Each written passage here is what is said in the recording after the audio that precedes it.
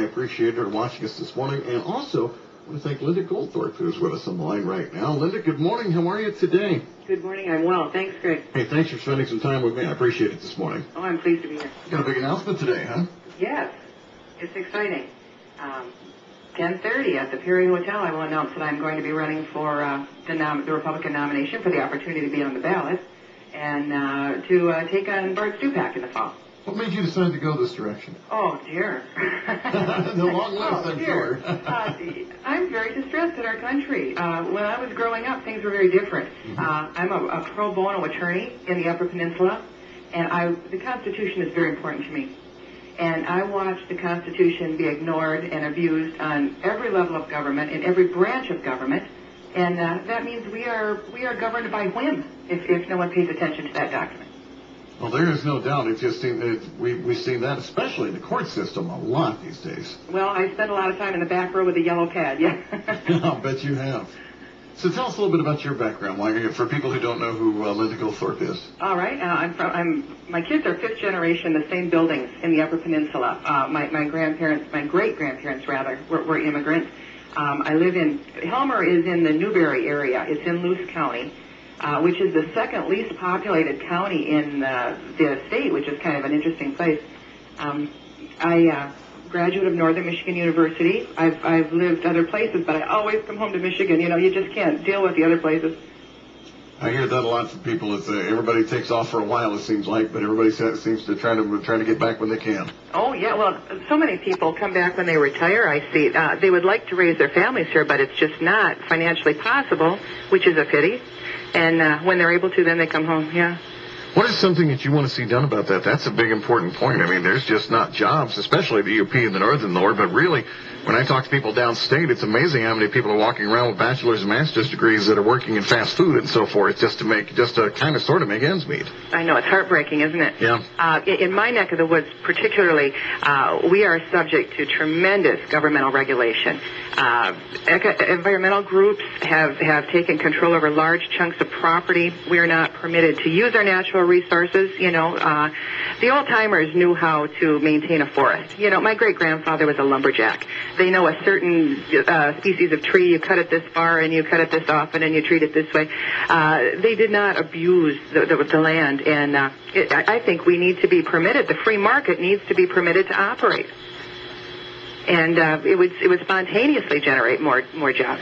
Well, there's no argument on that. And why is it that the environmentalists have targeted certain, I mean, there's certain areas like the UP and others in the country that they've just targeted for, and I mean, there's parts of the nation, I can tell you a few parts where they've said they want a third of the state just separated and remove the populace. And I would not, people laugh at me when I say this, I would not doubt at least the central and western UP will be eventually targeted for this. Well, I have seen maps from the United Nations with little dots where people are going to be permitted to live, and there aren't very many dots.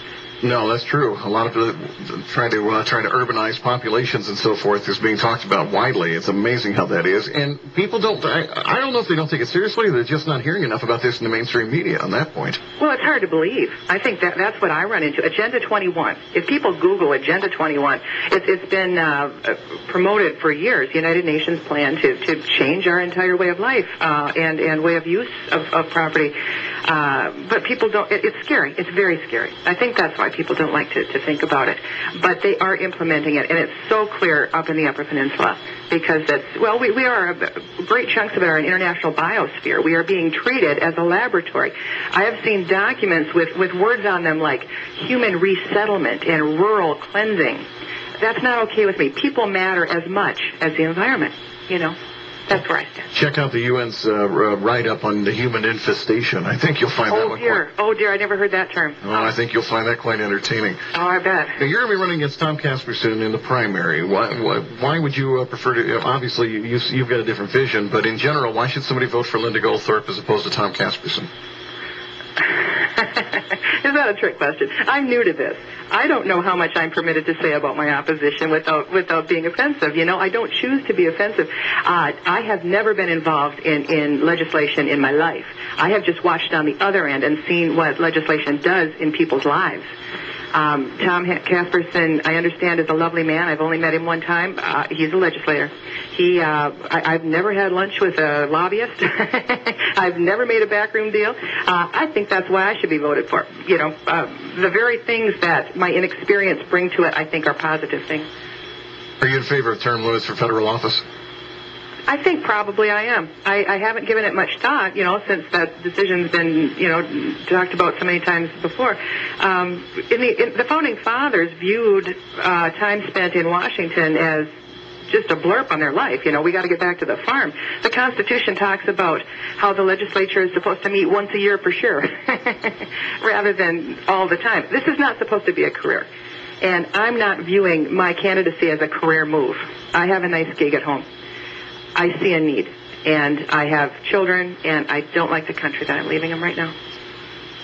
Linda, if somebody gave you the magic wand and said, what's the one thing you could change if you went into Congress, what would that be? That's a wonderful question. It would be the Constitution.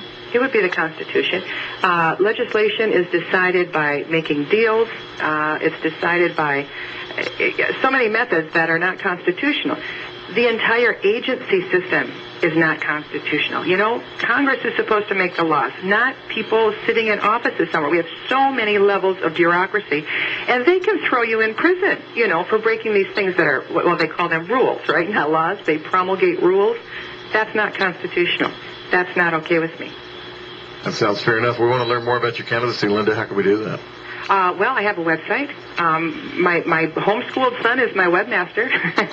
The website is www.goldthorpeforcongress.com. And anybody, I'd love to have folks come down to the Perry Hotel at 10:30 this morning. Sounds fair enough. And so you'll be giving a speech at length about the kind of things we're talking about there?